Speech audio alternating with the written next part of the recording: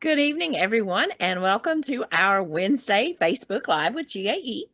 I am Lisa Morgan, a kindergarten teacher and current president of the Georgia Association of Educators. I'm Carly Shaw. I'm a physical science teacher in Fulton County and the current GAE Secretary Treasurer. I'm Joe Fleming. I represent GAE at the state capitol. And I'm Chris. Go ahead. Our special guest is Representative Chris Irwin, and he is Vice Chair of the House Education Committee. Representative Irwin, thank you so much for joining us this week. And if you could introduce yourself and let our members know a little bit about who you are. Thank you, Ms. President. I am Chris Irwin. I'm the House Rep for District 28, which is Northeast Georgia, Banks County, Stevens County, and Habersham County. And I serve as Vice Chair of Education. I'm also a retired educator myself. I've been a teacher, a principal, and a superintendent in the state of Georgia. Great. Thank you for joining us this evening. I know there's been a lot of bills concerning education this session, some that have looked at first glance like they might be bad for education, some that look good, but as always, the devil's always in the details. Obviously, we're very concerned about Senate Bill 47 and the vouchers. Are there other things that you think here at the end that we really need to be paying close attention to? There's quite a bit that is pinging down here educationally, and again, some that would raise some concern of an educator. The voucher bill is the first one. Obviously, we passed it out of committee earlier this week, and it's got a possibility of being on the floor tomorrow. Of course, we finish the session next Wednesday, sine die, which is the last day, is the 31st of this month. So we'll see what we can get to as a retired educator, and knowing the impact the vouchers can have. I voted against it in committee, and we will have it down on the floor, and we'll do debating as individuals get in the well. That is definitely one to stay focused on educationally and seeing how that was going to impact the state and the state budget. I had a lot of discussion with other committee members over time with my experience about how I felt about the accountability end of a voucher, also the testing of our children, the reevaluation if it's special ed. So we'll see how that plays out, Ms. President, over the next couple of days and as we get in the well and on the floor. That's one of the things, and that's certainly one of the things that in this role, my teacher hat comes first. I know I'm supposed to have on my president of GAE hat, but my teacher hat always comes first. And that is one of the things in this bill that really concerned me. And I just don't understand, and I've struggled to understand how we're telling students and parents, you qualify for this voucher because you need accommodations and specialized instruction. But once we give you the voucher, you are waiving your rights to that specialized instruction and accommodations you need. So the very thing we're saying they need, we're saying, well, we're going to give you the voucher and you may or may not get that. And I think about my special education students through the years and how we know that's what they need. So why would we then put them in a situation where they're not getting everything they need? Well, and I agree. Ms. President, again, you did a great job speaking to the committee, and it resonated the other day with them. And I don't believe we need to set up two public education systems here and have requirements on one and not on the other. And that was my discussion about the accountability. So, yes, this is one that more communication needs to happen before next time communicating that. And let's get that solved. Yes. I have a question for you if you have a moment. I'm Carly Shaw. I'm so thrilled to have you here. It's so nice just to meet you. I have heard many accolades about you as a teacher, a principal, and a superintendent here in Georgia. So it's a thrill to have you. Do you have any legislation that you are bringing forward or some that you are particularly excited to see come forward? Carly, I wouldn't say I've dropped anything this year educationally. Obviously, I've got some bills dealing locally and as well as statewide as far as dealing with sheriffs and bills like that. But educationally, as vice chair, as being first year this year, I wanted to see the bills come through, spend a lot of time trying to mold them for what's best for the children. So, no, Carly, I have not. But as you well know, there are plenty of educational ideas out there, and they've been dropping them and bringing them before us. Absolutely. Representative Irwin, you and I have talked a little bit about QBE and the need to make some changes to the formula that funds public education. Is that something you're prepared to talk about, or the kind of things that you're looking at that might improve QBE funding? Joe, I don't think I'm ready to get into detail with it. I will tell you that I do believe in QBE Act. I think it's one of the best funding acts that this country has. I do think it's a little outdated in some areas, and I do think some tweaks and some improvements and updates need to happen. I've already had conversations not only with the DOE about doing this, but also with our governor. So I'm going to continue to push the fact that it needs to be updated. I think you and I have had the conversation where my belief is, again, it's a good act. It's doing a good job of funding education in this state. It just needs some updates, some adjustments, some tweaks. And hopefully this summer we'll be able to study that, put some of that into a study that we can then present to the House, and then see what kind of bill we can get dropped that would make that happen. We'll definitely count on GAE. We'll be happy to support and help you in any way possible. Thank you. It's going to be a straight uphill climb. We've tried to do this for many years in our state. And so it's going to take some momentum and a total team effort to make any changes to it at this time. As you probably know, almost 50% of the budget is K-12 education. We have a $27 billion budget, and if 50% of it is K-12, any type of movement with that really draws the attention of legislators and why are you doing it? What are you doing? And ultimately, my goal will be what's best for kids. Representative Irwin, we were talking a little bit before we started broadcasting to everyone. One of the other bills that House Education heard today and that really pinged my radar when I first saw it was the goal academies.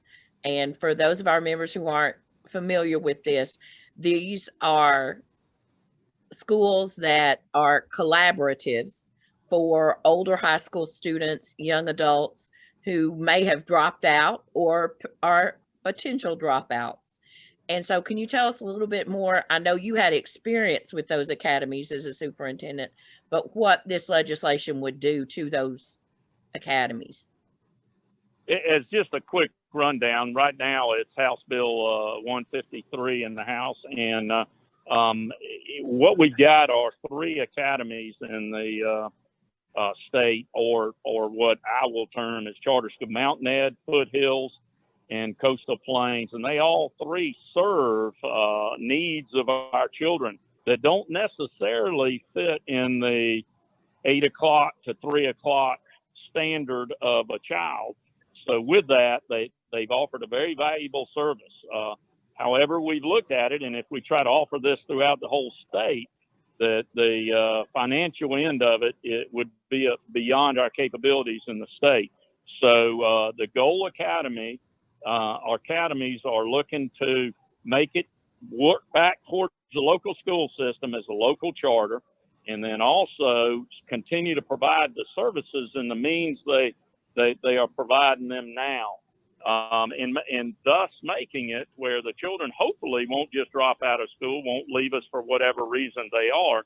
And that is a very important thing I think I point out to you now is that we're going to do a study committee this summer on this to pay attention to it. So this is going to be looking at it for a couple of years and trying to decide how can we make this sustainable and how can we make it more local. And I think there will be a lot of discussion. I have been offered to be a part of that and looking forward to it. I mentioned to you, Ms. President, that I have sent 57 kids. I can remember the number exactly that we put on the bus, trying to assist those kids and their needs that were going in the evening to what at this time in my system was Mountain Ed, which is in Northeast Georgia. Very productive program for many of my children that would have never made it through high school had we not had that opportunity for them. So sure would not want to lose that opportunity. We've just got to be able to connect the dots so financially we can make it happen all over the state. When I heard the testimony about this originally, I was like, this is a great program for our kids. And it's just what we need to be doing for those kids that may not fit the traditional high school mode. And that's something that we really, as I said, my teacher hat went back on and I started thinking like a teacher. So let me say this too. We have had communication with the 3 directors of the current programs, and there's good teamwork on this, trying to figure this out. So the 3 that are currently in, they will continue, and they will continue to be state funded while the study committee's there. Okay. Exactly, for the next 2 years. Okay, so that's good. The other bill, I got a feeling Monday, I attended House Education and then we went down for Senate Education, and the Dexter-Mosley Act was inserted in 2 completely different bills in each committee. This is the act that would allow homeschool students to participate in extracurricular activities. Is that a priority for some reason at this point, or is it just everybody's thinking about it? No, I think you'll see this one debated on the floor, and I think it has a lot of support. I think that we worked very well with Georgia High School Association about trying to work out the bugs before it occurred. They're in agreement with both bills that are out there running in both the House and the Senate, and I think it's time that we talked about this for many years down here. And this year is probably the time to get this one passed and pushed on through and see what happens and allow those students opportunity. As you know, there's a little bit different in each bill depending on the one in the Senate or the one in the House, but it all deals around with children and homeschool being able to come into their local school and being able to participate in extracurricular.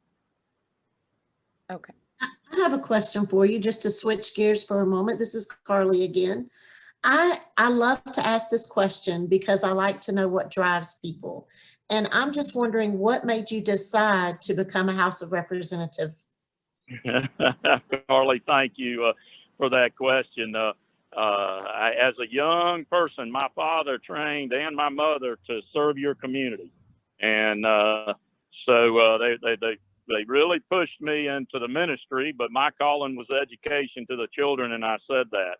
And then I did that for 31 years. And you put those kids first, and that's just in my blood. And what I wanted to do then was continue to do that as a legislator. I had retired, had spent 4 or 5 years in retirement, and wanted to get back to serving my community and being a big part of my community and making education number 1 on my priority. And I'm very proud that the speaker would recognize that and make me vice chairman of education. He immediately put me on the committee. I feel I can bring some practitioner talk to a lot of our bills that are written and how it has impacted me in the past, in our children, in our system, in our budget. So that's what motivates me down here, and that's where I put most of my energy and time, and we'll continue to do that. This is just my third year, so they don't call me freshman anymore down here, but I feel like one. We got a lot to learn, but a lot to do too. Well, we're Chris- so glad to have you on the Hill. Thank you. Chris, Thank you. what many of our listeners may not realize is the unusual path you had to getting elected to the House of Representatives. Chris is the only member I know of that had to run 3 times in one election to get elected. You want to tell a little bit about that story? Joe, I did. We had a situation where some folks were not in the right census, can I say this right? Census tracks for voting, and that had to be corrected 2 times. I won all 3 races, but had to be corrected. And in the 3rd time, they got everybody at the right address, voting at the right precinct, and that was an interesting time for me to kind of be fighting through that. But all it did was strengthen my passion to get in and make a difference for children and do what I'm doing for my community and serving my folks, much like everybody on this call does. You have that passion for the kids. You have the passion for making people better and assisting them when they need you. And I just wanted more opportunity to do that. I wasn't ready just to retire and go home on the golf course, Joe.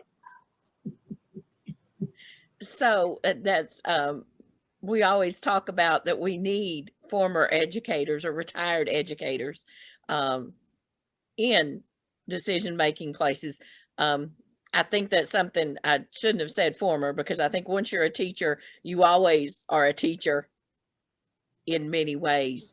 Do you think that your perspective is a lot different than other legislators when you see these bills, that you can see not just the intent, but sometimes the impact that it may have on the classroom or the district level, having been there as a teacher and a superintendent? Oh, Mr. President, definitely. I will tell you that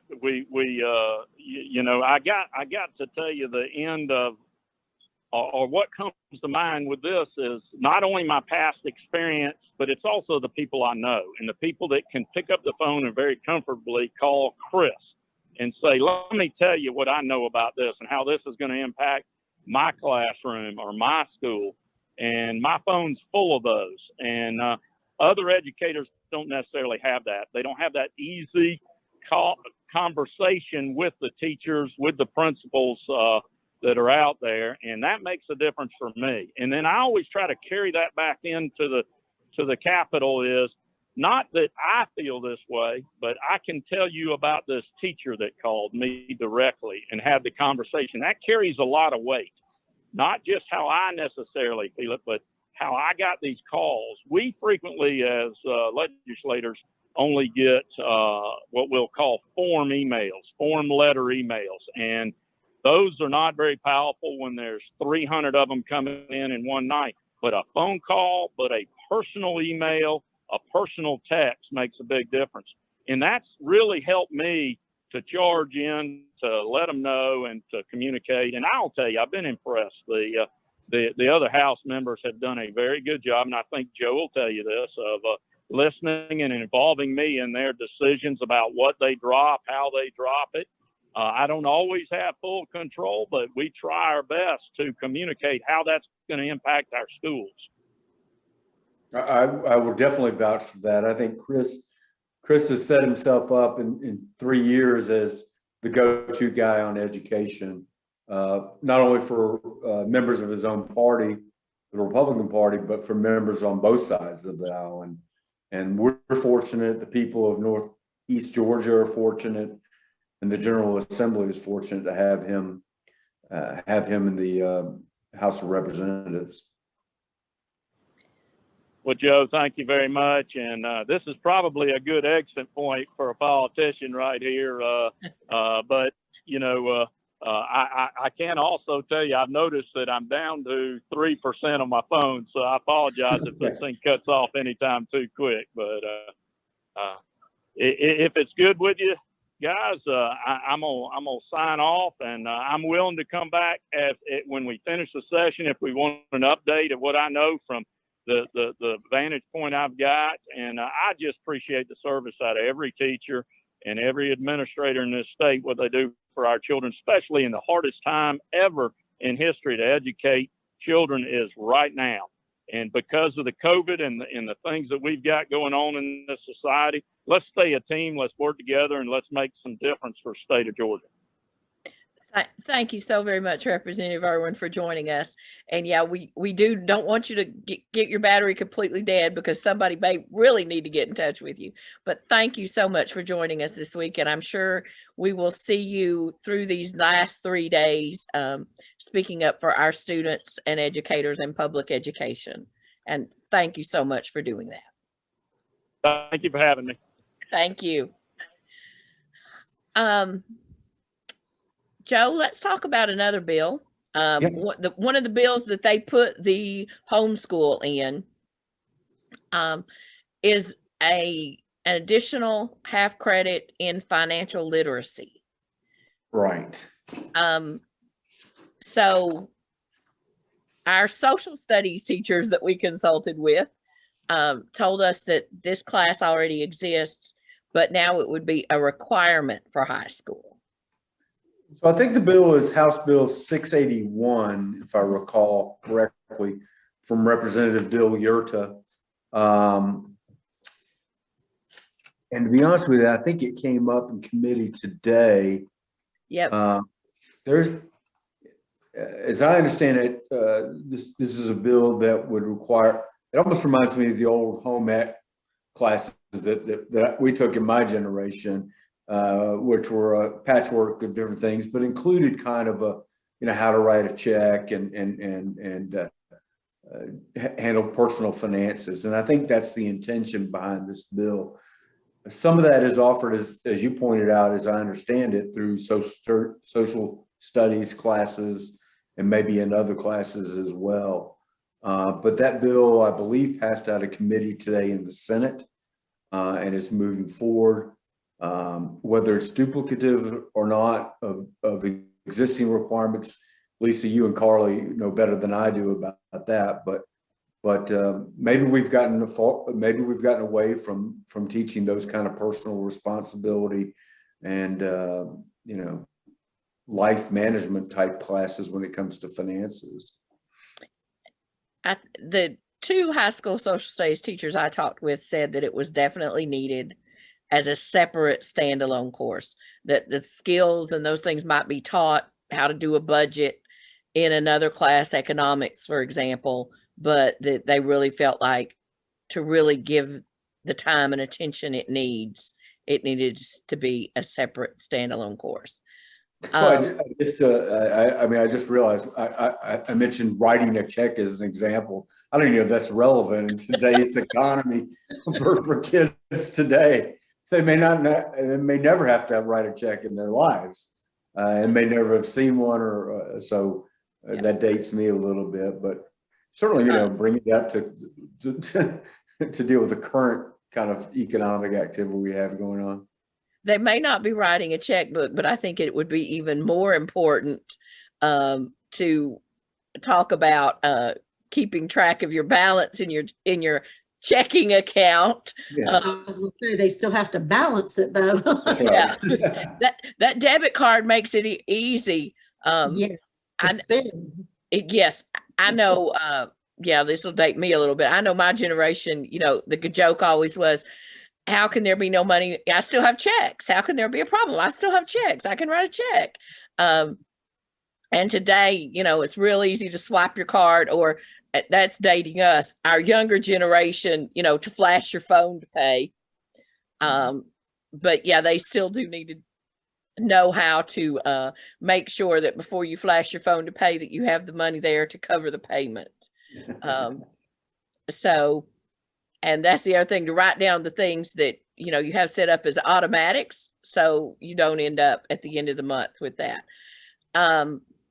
Let's just go ahead and have the downer. Joe, you mentioned earlier that SB 47 may be on the floor as early as tomorrow. Right. One thing I want to let our members know, if they get a phone call from someone saying they are from GAE and asking if you would like to speak with your legislator about this bill, yes, that's legit. We are calling members in areas where we think the representatives may listen to you, and you can have an impact and in hopefully them voting no on Senate Bill 47. So what else can we do? I think Representative Irwin said it best. Call them, make a phone call, send them an email. Our 2 clicks emails are easy, but change the wording a little bit. And I know with our educators now, you're exhausted, but that's what they're looking for. What else do we want our members to do Sure. before tomorrow morning and certainly before Monday or next Wednesday? So first of all, I do want to say that phone calls by our members and emails from our members and personal visits at home or in the home district by our members are making a difference.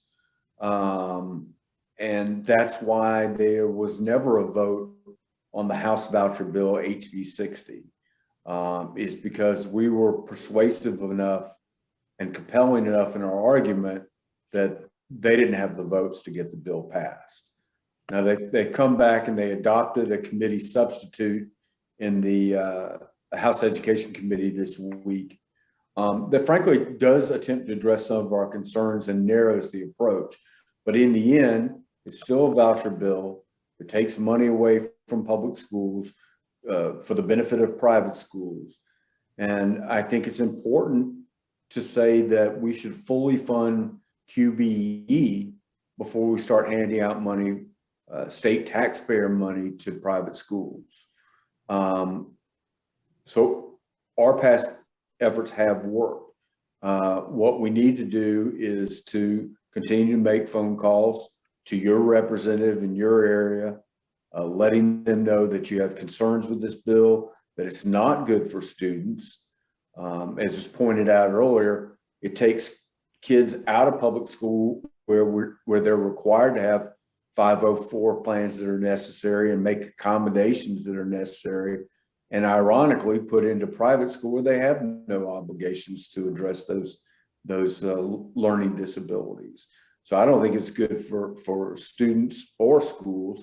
There have been many studies across the country that show there can actually be a negative effect from kids leaving public school to go to private school.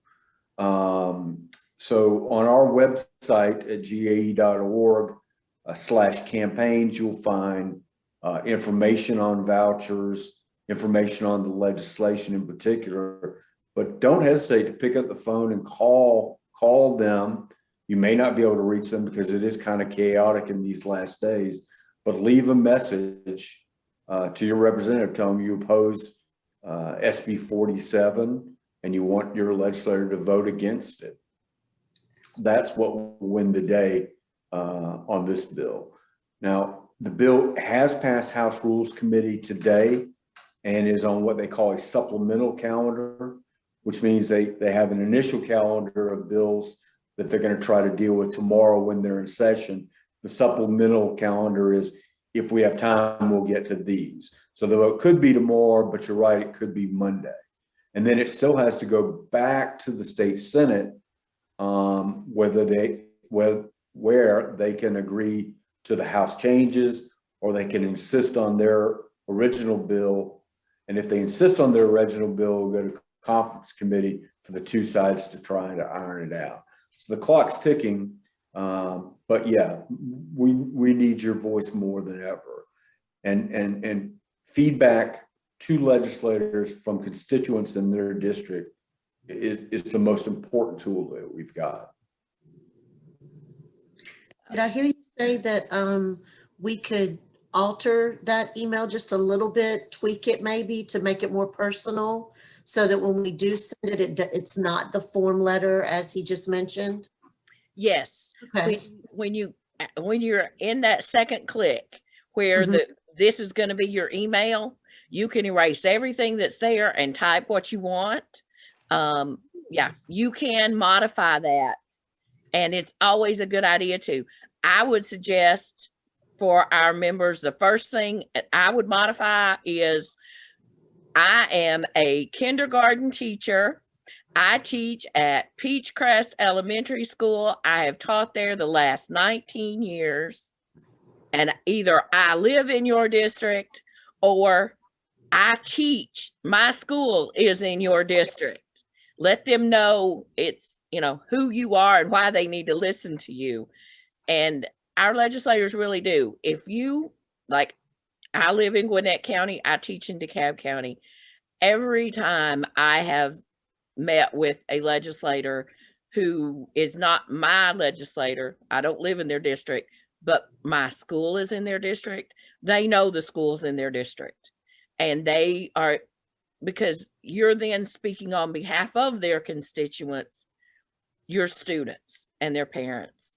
The other thing I would say is all of our talking points, our concerns about taking money from the public schools, but be the teacher you are. That is, in my NEA training for our communications, they say every single time, use your superpower. And your superpower is that you are an educator. And keep that front and center, because ultimately, yes, this is about vouchers and this is about public education, but this is about our students. And our students, the other thing I want to point out, not only are we taking them from a situation where we're required to give them the accommodations and we are required to give them the specialized instruction, you're putting them where that may not be required, but it may not even be available, because the teachers in those schools do not have to be certified teachers. And in many instances, for our more rural students, it's going to be a long way from home. When Representative Irwin was naming the 3 counties that he represents, I know when you look at our map, none of those counties have a school that participates in this program. So that's a concern. And, we in GAE hear a lot from our members in South Georgia, y'all in Metro Atlanta, you forget about us down here. Well, this bill definitely does that. Yeah. The other thing that's tragic about the bill is just that there's a total lack of accountability and transparency in the bill. Literally the only accountability that I can find in the legislation is that they take a survey of the parents whose students are using these private school subsidies and to determine if they're happy or not. That's the level of accountability in this bill, which is totally unlike anything else we normally see when there's a state appropriation for a program. And that's problematic. As a taxpayer, you should be concerned about that. As an educator or school employee, you should be concerned about that. It's part of a national effort to grow and expand private school enrollment through taxpayer dollars.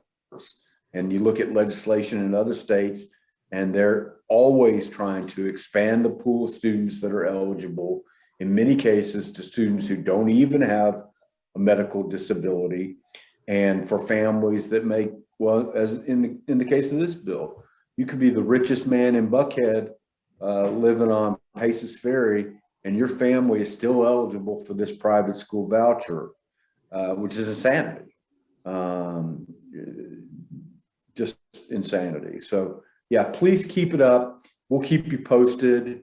Again, there could be a vote tomorrow, maybe Monday, but if we do our job, maybe there'll be no vote again this go round. And I remember on our GAE day at the Capitol, when we watched the hearing, there was a guy that stood up and said that he represented some of the private schools, and that the private schools he represented didn't even accept these vouchers. So it's no, yeah, for every sure. private school out there is going to accept this voucher. So if you were a proponent of vouchers, you might want to double check and make sure that they're going to accept it, because this is not a voucher that's going to be accepted statewide. I think there are 260 private schools in Georgia, or give or take a few, that accept vouchers. But some of them are among the most expensive schools in the state, and others are smaller religious schools. There's a real gambit of different kind of private schools that take these vouchers. But again, they're under no obligation to provide any accommodation for a student that had a 504 plan in public school. They're not covered by the federal law that requires public schools to do that. And as a teacher, we see those students turn around and come back into the public school because they're not getting the services that their child needs, and they're not being met where their child is, because the school is not prepared to do those things. And so the students are coming back to the public school, but their funds are staying with the private school that are state or funds. And that's a major issue. And that's something that any teachers out there may want to mention to their legislators when they're calling is, when the students use these vouchers and they eventually come back to the public school, the money doesn't come with them. And that's something that really does the public school. Another problem with the bill, Carly, plays into that, and that is this.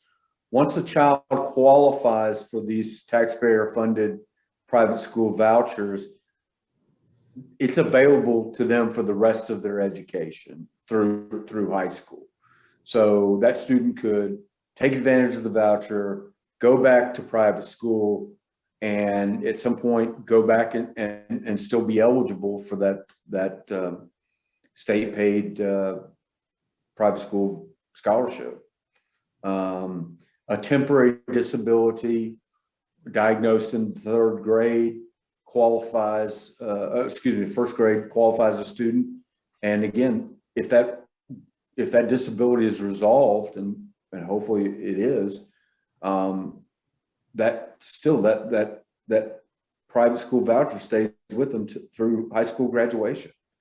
And Lisa likes to point out, and I'll let her say it now, that in public schools, 504 plans are reviewed once a year.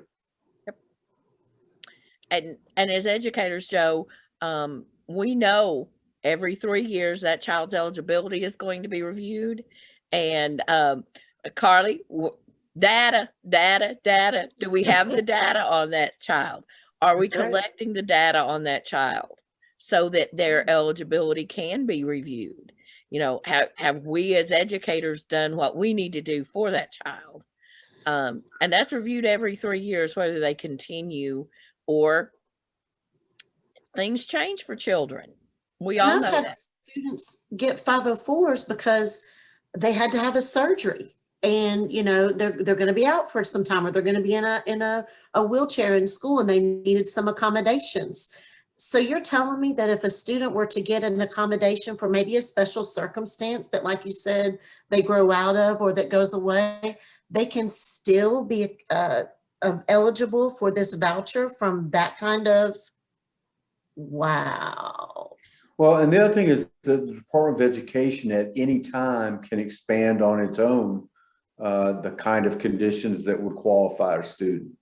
So the school board could vote after this, if this were to become law, and expand it to every 504 case in Georgia, or any other condition. I mean, we have really got to defeat this. This is scary. Oh my goodness. And it's one of the other things that I think we need to point out a little bit more, Joe. There are 200,000 children eligible for this, and currently, and only 5,000 are taking advantage of that. That's because they are getting what they need in their public schools. point. And I think we need to look as well, and of course this data doesn't exist, we know as educators instinctively that children go to private schools, it doesn't work, and they come back to us in public schools. It happens all the time. And anecdotally, every time that has happened with students that have been enrolled in my class, they've come in, they've been behind, it's not been good. They haven't come in and just merged right in the class. There's always been things that we've had to do for them to help catch them up. So how many children start in this program and then they do come back? Because that's one of the statistics in the program, that the vast majority of children are elementary school children. Mhm. Only 7% are high school. I remember that because I was like, only 7% are high school. So these schools aren't offering what our students need when they get to high school. Mm-mm. Well, and I'm sorry, Lisa, go ahead. So how many children, if we're going to do a parent satisfaction survey at the end of the year, well, obviously those parents that are no longer in the program aren't going to be interviewed and surveyed. So the parent satisfaction survey is kind of a duh moment. You're asking the parents who kept their kids in the program if they're satisfied. Well, obviously they are, because they kept the kids in the program. And it deserves pointing out that there is no limit on the number of students that could qualify for this. So there may be 200,000, that could be, it grows to 200,000. There's no limit on the number of students that can participate, and there's no limit on the amount it will cost the state of Georgia. And I expect the cost to at least triple, and probably more than that in the next several years should this bill pass.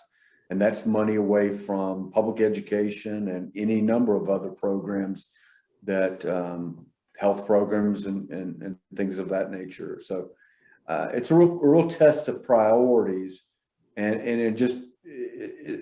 it's jaw dropping to me that you would want to expand this program with potential cost of hundreds of millions of dollars at the same time you've cut $800 million from public education in 2 years. I don't know how you can justify that. I really don't. But that's what they're trying to do. We're going to have to leave vouchers for a minute, guys, because we have 15 minutes left, and there's a couple of other things that we really need to talk about tonight. But I'm going to end it by saying I have put the links in the comments.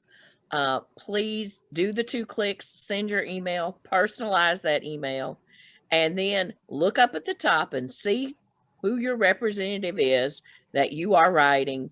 Write their name down, and then go to the Georgia legislative site, and I'm going to put that in the comments for you as well, and click on your legislator's name, and it will give you his office phone number. Call them. Call at 8 o'clock in the morning. If you leave a message, leave a message. Tell them SB 47 is not good for our kids. It's not good for public education. And one of the legislators wrote me back and said that SB 47 was good for special needs children. I don't see, and I cannot see, and I guess I will never see how a parent waiving the rights to the specialized instruction their child needs and has been shown to need, because it's not an easy process to get the specialized instruction and accommodations. As teachers, we go through a lot of paperwork and a lot of collection of data and a lot of strategies to get those children the help they need. And then you're saying, well, you did all that, but it's okay because now we're going to take them somewhere where the teacher may not be certified and they aren't required to give them what you have finally been able to show they need. Lisa, one quick thing on the 2 clicks. I would be at this point quite happy if somebody clicked and their letter was simply, I'm a teacher in your district, or I'm an ESP in your district, and I urge you to vote no on this, without even getting into all the reasons, because I think we've gotten to the point where people have heard the arguments on both sides. The most important thing is that someone from their district contacts them, says, this is bad for kids, this is bad for schools in your district. Vote no. Period. Send. Yeah. Okay, so go in, that's a quick type. Say, I'm a teacher, I'm a paraprofessional, I'm a school bus driver, I'm a cafeteria worker. SB 47 is bad for our kids, vote no. And then I'll drop the link in the comments as well, where you can find your their phone number and their office. Call, leave that same message. So switching gears for just a second to some good news. Yes, we'll be monitoring the Capitol in the morning. We will also be monitoring the State Board of Education meeting. Joe, tell us what's on the agenda for that. So two main things that caught my attention. One is tomorrow, the full state board will meet. On the agenda is approval of the $1,000 bonus that the governor proposed for teachers and ESPs, virtually all in-school personnel. So that is on the agenda for approval tomorrow. I have no reason to believe that it won't pass. And I understand that once it does, checks will be cut and should be in hands by in April. The other part that's going to be an interesting discussion is the acceptance and allocation of $4.2 billion for education in Georgia from the latest federal COVID relief bill, which is called the American Rescue Plan. Some are calling it CARES 3, but this is money being sent by the federal government, and it's still tied to COVID, but it does provide a significant amount of money for the Department of Education and for local school districts to spend on COVID-related activity. So that's a lot of money. That'll be money that can be put to great use, but that should be voted on tomorrow and accepted, and that money should be flowing to schools soon too as well. So yeah, two pretty big items on the agenda for tomorrow. Okay, so I'm gonna tell everybody, don't spend that $1,000 check until it's actually in your bank account. We'll go back to that financial literacy piece, because this was actually announced in January, right? Wasn't it? It was, yes. I believe Yeah, that's so correct. this was announced in January, and I And then- know, yeah. Well, and the thing was, then they told us, oh yeah, everybody will have the money March at the latest. Well, they're just now approving the money. That's how things work. Don't count your chickens before they hatch. So don't rush out and spend that $1,000 tomorrow. And we all know there's some districts that, yeah, they'll boom, get it out real fast. And then there's some districts that it's going to take them a while. That's just how things go. Not that I'm going to name any districts that I work in that take forever. But it has been known to happen. We have a question, Joe, and answer, who gets the $1,000 bonus? As it's proposed, it goes to all classroom teachers and in-school personnel, librarians, bus drivers, cafeteria workers.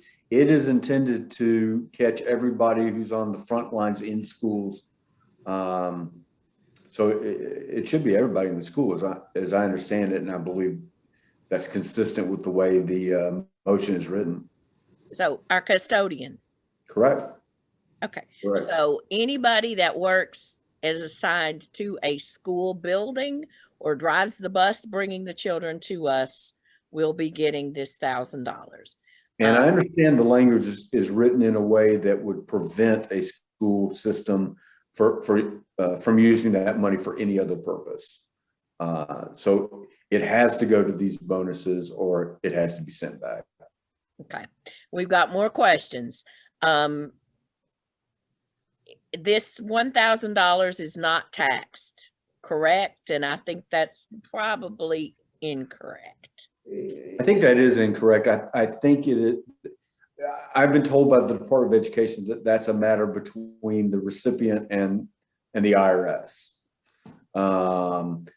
Whether certain school districts may take taxes out or not, that could vary from district to district. So I believe it would be considered taxable income. At the end of the But year. I'm not an accountant either, so. Yeah, we're not accountants, but we're pretty sure at the end of the year, it's going to show up in your W-2 as part of your income for the year.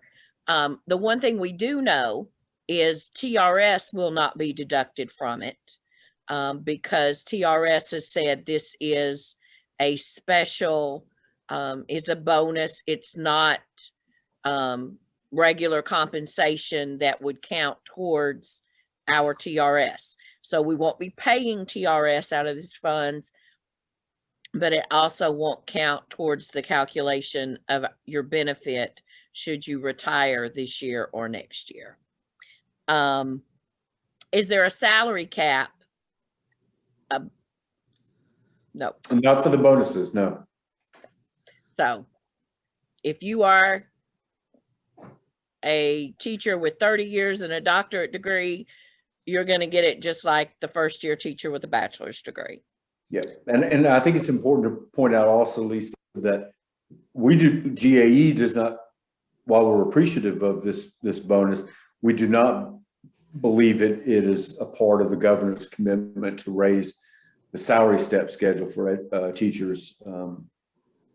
As you know, a $3,000 raise was passed a couple of years ago, and I believe the governor promised by the end of his first term it would be 5,000. So He owes us two.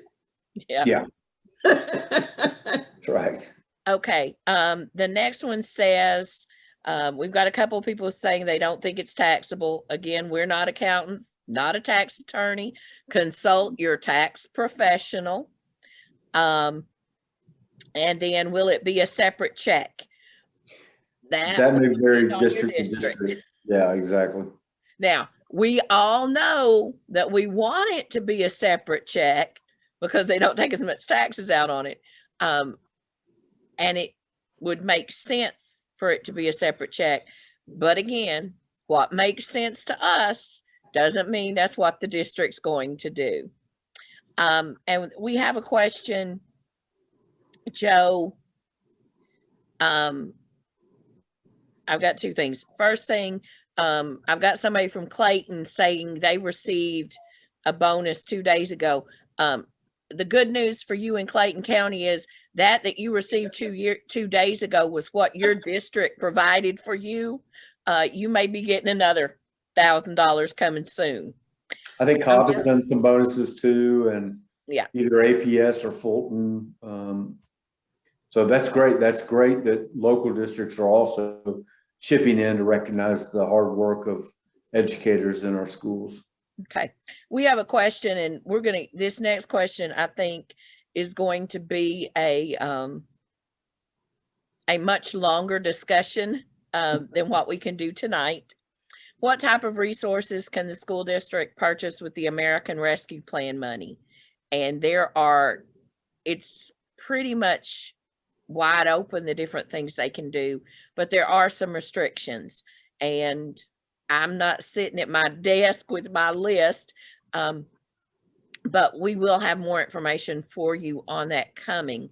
We do know that the state is required to send 90% of the money to the local districts. So the state can only do 10% of those funds, and each district is required to save at least 20% to address the lost learning opportunities our students have suffered during the pandemic. So we're getting close. We got 5 minutes left, so let's get depressed. We got to talk. We didn't talk about the new CDC guidelines that were released last Friday. Really quickly, basically, the way they changed the guidelines was that if you are in the classroom in the classroom, let me repeat that, in the classroom, and all students are wearing a mask, they reduce the social distancing to 3 feet. In the cafeteria, on the bus, in the hallways, in the auditorium, everywhere else, and in middle and high school, it remains 6 feet. Oh, Yeah. Didn't read that in the headline, did we? nope. And I actually attended a summit today about safe school reopening with the Department of Education. So we will have more of that information coming for you.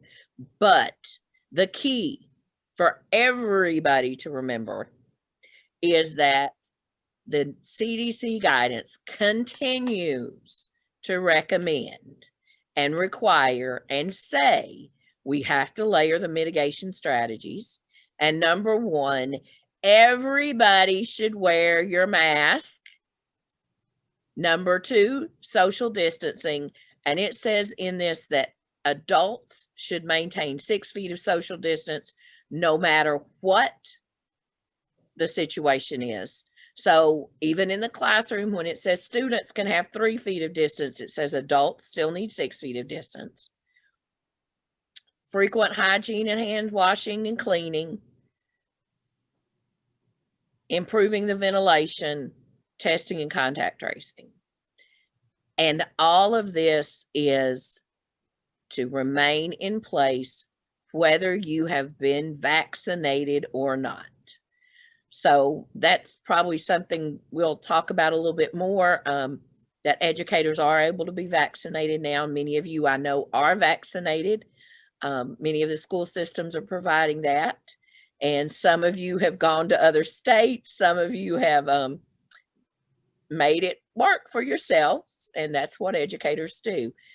But even if you have had both shots or the one Johnson & Johnson and you're 2 weeks out and you're fully vaccinated, you still must wear your mask.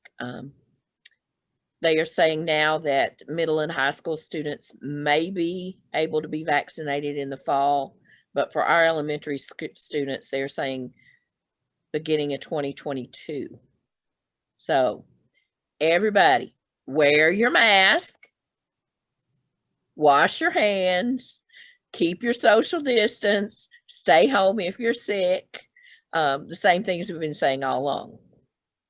The depressing part is, as of today, we have 95,129 children in Georgia who have tested positive for COVID-19.